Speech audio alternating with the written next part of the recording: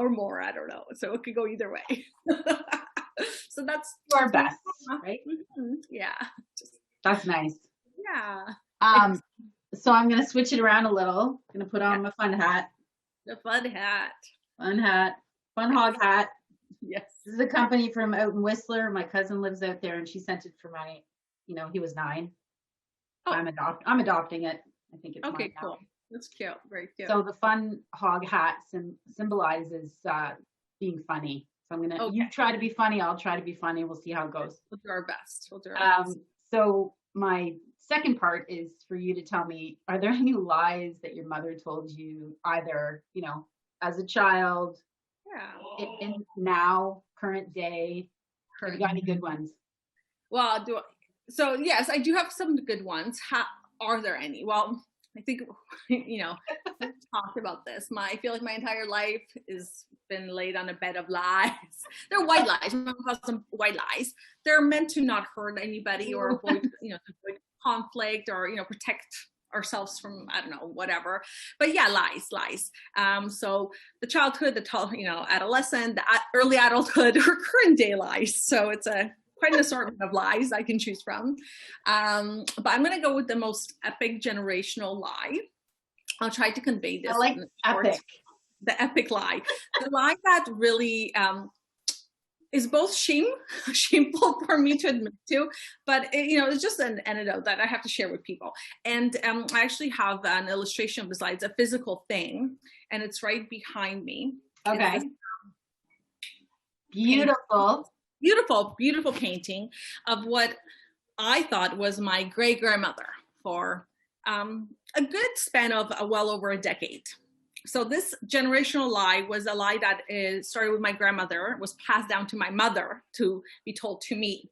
So they looked me straight in the eye and they absolutely let me believe this was my great-grandmother. And just so you know, my family is an artsy family back in Poland. My grandfather was a painter and writer. My grandmother worked for a radio station, was into music. So it wasn't shocking to me that maybe my great-grandmother would have done something like this in her youth. Right. Then, a subject of a painting. So I had this featured in all my homes, talked to many people at a variety of events hosted by me about how, what is this? Well, that's my great-grandmother. Yes, she posed for this.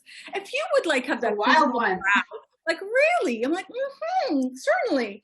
And it wasn't until maybe 8 years ago or so, shortly before my grandmother passed away, that I in fact learned this is a cover of a big chocolate box you can buy at Starsky.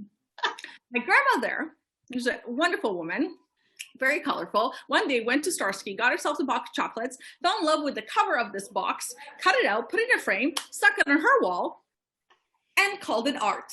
And, that's cool. But when you give that piece of art to somebody, like an impressionable young woman, and tell her that this is your legacy, this is your family legacy, and this is your great-grandmother, I believed it. Yeah.